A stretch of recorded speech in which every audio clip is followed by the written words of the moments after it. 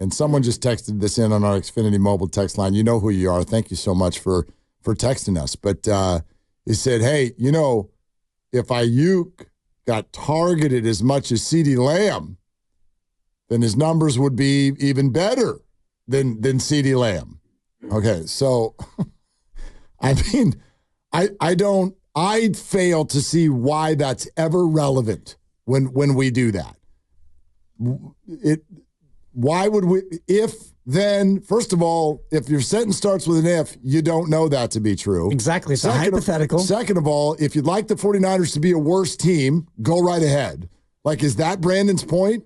You're going to come into negotiations and be like, you know what? If you guys would stop diversifying the offense so much and you would just huck the ball around to me as if I was Tyreek Hill, then two things would happen. I could make more money and we could go home earlier each offseason. If you'd like, why don't we do that? Like, why would someone argue that? No, you don't get to play if the Niner offense were different, because he's trying to get a contract from the 49ers. That's his company. They do business the way they do business. Exactly. They drafted him. They have a lot to do with his success as well. And by the way, the money he supposedly wants, if you want to play that game, who cares if you win the football game? Throw the ball to him every time. Okay, then go be a Patriot. Go. Had a chance to. Go. Yeah. 33 in a year, 33.5 a year. Go. Brandon said no. So that, to me, robs that point. You were offered CD money. You said no. Close to it, yeah. You said no. Yep. You said no to it because you want to be a 49er. Okay.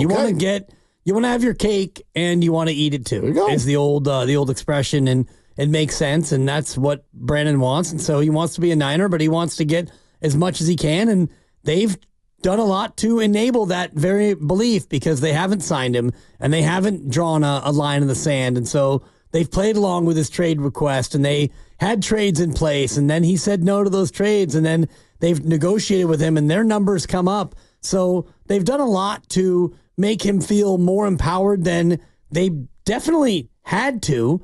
They've given him a lot more of that feeling that he's got more power than he actually would if they just would have drawn a line in the sand, but they haven't. So can they do that now, 2 weeks away from the opener? Like you're basically advocating that it's 2:00, now it's 2:36, and you're done. If it were you in the negotiating suite, you'd be like, okay, this is our deadline. We're done. Come play football. Can they do that? Yeah, well, I mean, they can, but I don't think they will. They can. I mean, there's three possibilities. I don't even know if there's any trades on the table anymore. I don't know if other teams are still offering anything. Everybody's got games in less than 2 weeks. So I don't even know if anything's being offered anymore. But if you want to explore that, explore that. If not, whatever the most recent offer is on the table, or the highest one that you've offered, Brandon, this is like, I'm not going to be a jerk about it. This is here. I'm not pulling any offers. That offer that we made you, that stands. When you're ready to grab it, we're here. And if you don't want to grab it, we're also here. You have a contract. You can play football for a lot of money this year, $14.1 million. You have directions to the field and everything, right? Yeah. Like, you don't even need MapQuest anymore, or Waze. You know exactly how to get here. You know where your locker is. There's a uniform in there, and the field is right outside. And you're welcome anytime. But that's the end of that. That's the end of any back and forth. Honestly, what on earth can still be said or offered? Well, it's all been offered. They've done it. They've gone through all of it. So it's all been offered, and if he's still saying no, then if I'm the Niners and you want to play hardball, then you pull the offer and you say the offer's been pulled, and so now you're going to play on your fifth-year option, or not, and that's up to you. And you've got cut-down day coming up here in 22 hours. 22 hours and 22 minutes. You have to decide who your 53-man roster is going forward, and you would like to know if he's going to be a contributing member or not of that roster. Let's go to Dave in Fresno. Hi, Dave. You're on with Willard and Dibs. Thank you so much for calling. Well, thanks for having me. Let's play a game, shall we? You Let's do it. You got a minute? Yeah. Let's do it. So let's help make sense of this Aiyuk situation. Let's look at it. Let's look at him as a player through a vacuum lens. Okay, I'll name some names, and you tell me you take that player, Aiyuk. I'll be quick. Okay. Justin Jefferson. I'll take Jefferson. Jamar Chase. Chase. Amon St. Brown. I think St. Brown. I'm on Ross St. Brown. Yep. CeeDee Lamb. CeeDee Lamb. I'll take the Lamb. A.J. Brown. I'll take A.J. Brown. I'll take A.J. Brown. And again, this is you have an empty team. You need a receiver. You have no Kyle Shanahan. You have no other players. You just need a receiver. So I'm giving you names. Let's say Devontae Adams. I'll take Devontae. Probably Devontae. Yep. Puka Nacua. That one's interesting. Yeah, I'll probably take Aiyuk. I like Puka, but that's only 1 year in. Yeah, and I mean, like Dave, there's also some circumstances here, right? Context, like, yeah. Yeah, you're bringing up players who have never played in this system, so to me, there is a nod in Brandon's favor in that he knows this system and has played very well in it. Have to be this system. I'm just saying, in a vacuum, it can be your team. Willard team. Doesn't have to be with Shanahan. Just in the vacuum. So my whole point is, is that we're making this big old hoopla about a guy who's not even, top 5. Is he a good player? Yes. But this is getting embarrassing. Like, and these demands are wild. Like, bro, do you know how much pressure you're putting on yourself? Like, I don't think he realizes that. Like, all this hoopla, and say you guys get a deal done, now, bro, you got to go perform. And every week, you got to be a top dog. Like, I don't know what a realistic expectation of his is. Like, what is it that you want? I can't pay you what CeeDee Lamb and Tyreek and Justin Jefferson. That's not doable. So I don't even know what the song and dance is about. The song is over. The song been over. It's either one way or the other. There's no more communication to be had at this point by both parties. And you guys just hit it. Like, all right, that's the offer. Either you play, we trade you, or you sit. There should be no more negotiation, okay? And it's as a fan, I don't know, bro. I'm just like, at first I was sad. Now I'm just like, this is funny. This is funny, So, but hey, thanks for playing the game, y'all. Hey, thank you for calling, Dave. Thanks for calling. Yeah. I'm with him. I do think that his logic, though, is flawed because you can't just do this in a vacuum. You have to do this within the context of what we're talking about, which is a Kyle Shanahan offense with 2 wide receivers and the fact that he has been here and he knows it and he's done it. So if you want to do in a vacuum, maybe Puka Nacua is a better receiver, but not for this offense because there's blocking and there's scheme knowledge and there's scheme fit. And, like we talked about last week or the week before, and, you played the Greg Cosell sound about just exactly what he means to this offense and what he brings to this offense and his route running and his scheme fit. All those things, I don't think that you can look at it in a vacuum like that. I mean, you can. Well, right. He's just having fun. I mean, and I love it. That was very fun. None of those players are available to the Niners either. Agreed. But the idea of where does he slot in, I think that he slots in higher in this offense than a lot of those other guys would because he knows it, he's done it, and he's proven it. I think that's fair. I also think this is fair. Take a listen to this. I want you to listen real close now. I found this fascinating. Bill Belichick. Respect him?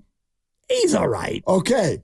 Belichick goes on Pat McAfee today, and I want all of you, this is about 1.5 minutes long.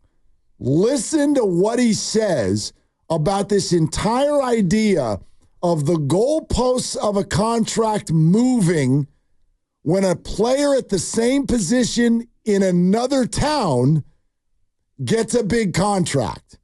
Because this has now come up, twice this offseason? Yeah. Brandon was going to do 26, and then Amon-Ra happened. Oh, and then Jalen Waddle happened. Hey, Niners, there's a new price in town. And now there's Justin and CeeDee, and people are doing it again. You can love Belichick, you can hate Belichick. This is what he said with regard to how he handled it when players and agents tried to do that.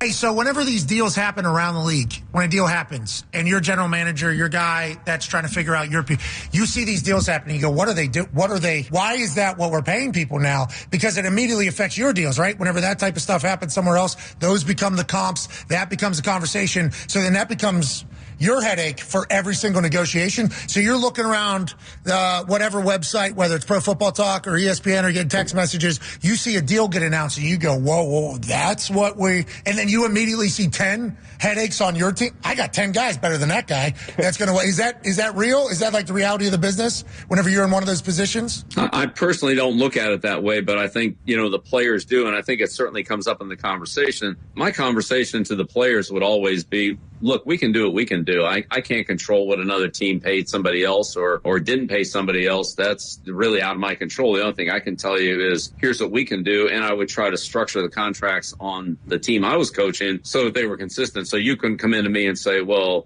Bill's getting more than I am and I'm a lot better than he is. Then that creates a problem for me because, you've made the decision on those numbers. So, when somebody else throws out a number, you have to deal with it. But in the end, it's not your number. So, we can't negotiate. Look, every player is going to come in and say, well, this is the highest paid guy. Some of the team's getting it. We want that. Well, you can't make everybody the highest paid guy based on contracts, on 31 other teams in the league. It's impossible. So I try to structure it on what our team is. And if Brady's making less than, a corner, there's something wrong, right? There's something wrong. And then that corner might leave and go somewhere else. But I can't pay a corner more than I'm paying my starting quarterback who's won 3 Super Bowls, in 2010 or whatever. Hey, I've had that conversation.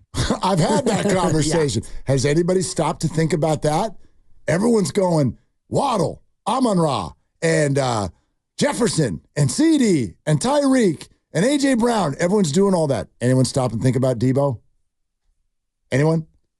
Anyone want to know how Debo would feel if Brandon goes flying by in terms of his contract, while Debo is clearly the team leader, has seniority, boombox guy, in the biggest games, right? Debo's the one, when he goes out of the lineup, holy crap, offense falls apart. But I was told that we don't count each other's pockets. Well, so, Debo shouldn't have anything to say about what BA makes. And maybe he doesn't. But and BA is going to make 27 times what the quarterback makes? Oh. Are we going to only pay him $914,000 because the QB is only making $9.25? Obviously, Brock's about to get his turn. But Bill has a great point that I thought was best crystallized when Lamar Jackson was trying to negotiate with the Ravens last year.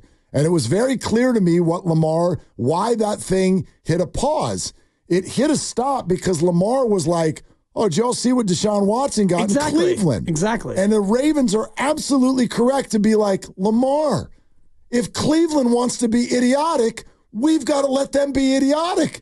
That doesn't mean we should be idiotic.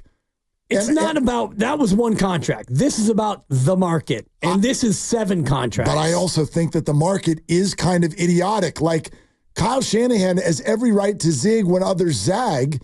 If he's going to sit here and go, and you've talked about this, I think, really well throughout the last year and a half.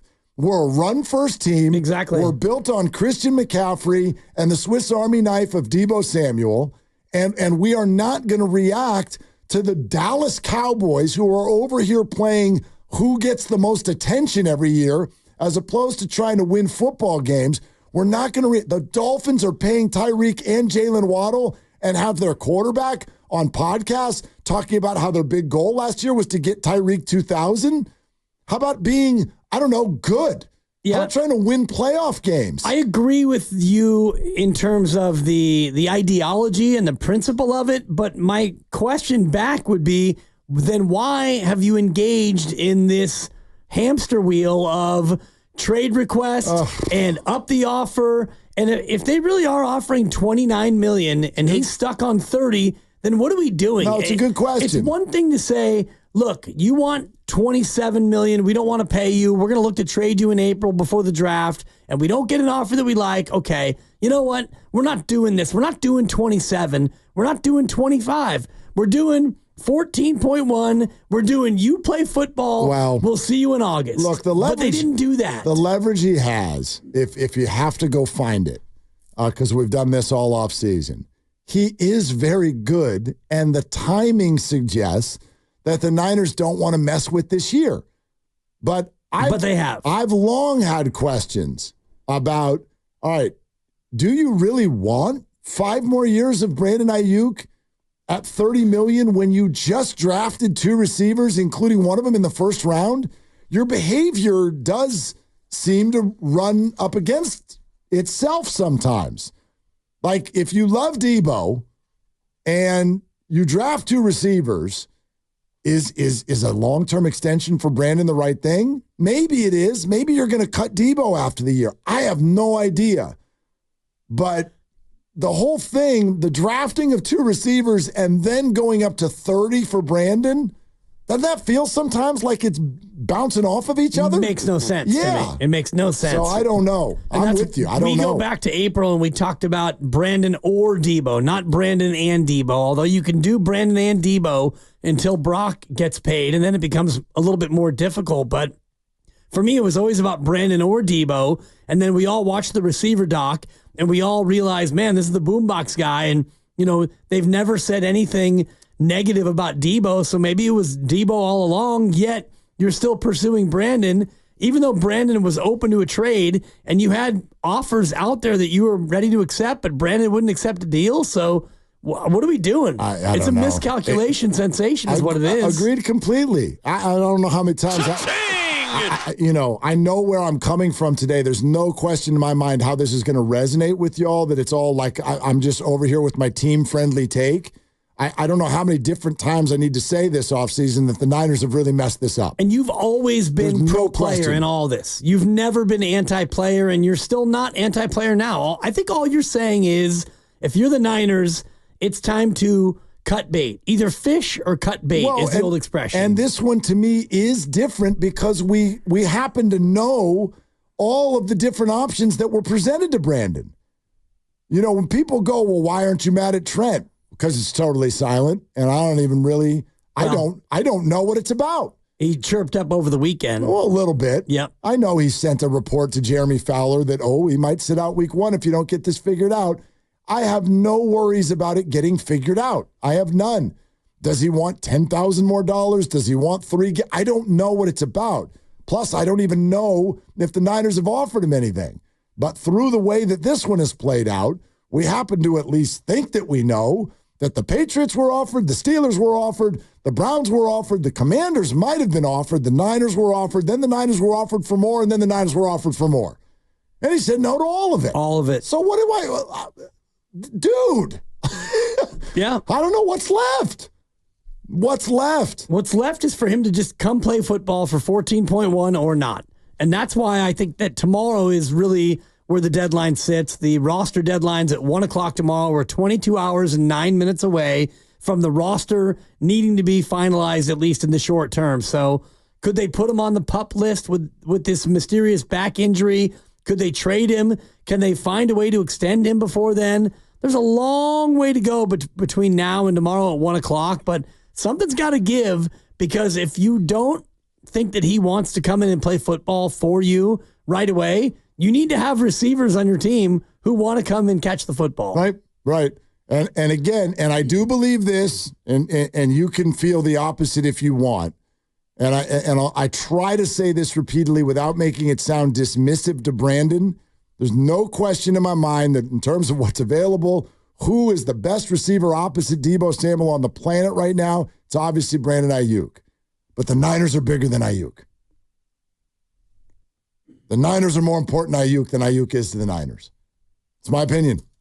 Yeah. I mean, I think that that's true in a macro sense, but if you don't have Brandon Aiyuk and you don't replace him with anybody, you're worse. You are worse. Yeah, of course. You're worse enough to where you are not a Super Bowl team, in my opinion. If you go with Conley or Pearsall or Cowing or Taylor or Bell or Gray or whoever you want to put in there, Jawan Jennings, you could pick any other receiver that they have on the team. You can go to T.O. or T.O.'s kid, who has already been cut. Right. Whoever you want to put in there, you're not good enough, in my opinion, to still be a Super Bowl team. Let's go to Jason in Santa Clara. Hi, Jason. What's good? Hey, guys. Thanks for taking my call. So lifelong Steelers fan, Bay Area transplant, been out here for 15 years.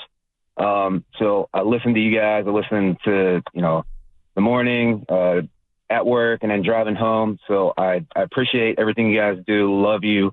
Check it out. As a Steelers fan, I do not want Brandon Aiyuk on the Pittsburgh Steelers. And I stay in touch with all my people back in Pittsburgh. I still listen to 937 The Fan. And nobody wants – at this point, it is ridiculous. And in Pittsburgh, and you guys know that we don't really deal well with these whole contract disputes. You remember Le'Veon Bell? Oh, I want to get paid. And he went to Jets. What happened? Gone, done. Antonio Brown. Enough said. Like Mike Wallace went to Miami and I think died in like Baltimore, like fizzled out nowhere. Santonio Holmes, Super Bowl MVP. I want money. Yeah, how'd that work out for you? Gone, done. Plexico Burress. Oh, yeah, I want more money. What kind of worked out for him? He went to New York and got a Super Bowl ring and then subsequently shot himself and went to prison. So what I'm saying is I don't want this drama. The Steelers already suck, okay? The Steelers already suck. They're going to be lucky to win 6 games. Russell Wilson is hot garbage. Justin Fields, hot garbage. George Pickens doesn't know how to be a number 1. Brandon Aiyuk is a great number 3 receiver. He's a really good number 2. He is not getting paid as a number 1, and he is not a number 1, and he will not be a number 1 on any team. That's all I got, man. Love you guys. Peace. Jason, thanks. Okay. I wonder how much that factors into all of this, you know? Like we're sitting here, there's always 2 ways at minimum to look at all of this. And the Brandon Aiyuk camp is probably like, look at these numbers. Look at this 1,300 yards with very few targets. And the Niners can come right back the other way and go, like, we can look at our offense and you're not a true number 1 receiver. Yeah, we have 4 number 1s. We don't operate that same way. And you know, couldn't you rally right back and go, I mean, like the number of targets you get is not only dependent on how much we are or are not throwing the ball, but it's how much are you open? How much do we trust that we can just throw it to you when you're covered? I mean, there's always a different perspective on this. And I tend to agree in a large sense with what he just said there. Brandon is not a traditional, physical, overwhelming number 1 receiver. I agree with that. Yet they've offered him money that would be commensurate with him being a number 1. He's great on this team. Where's the disconnect then? If he's really not a number 1, then you wouldn't be offering him $29 million a year. They want to win the Super Bowl this year, and he's the best fit. Right. Yeah. Then you would have him play on his 5th-year option and say, suck it up, Buttercup. Yeah. You're not going to give the guy $29 million a year for 4 years if you don't think that he's your number 1. We're presented by Fremont Bank, celebrating 60 years of full-service banking with no compromises. Come on, way it's going. 2 years from now, $29 million will be the 58th highest paid receiver in the league.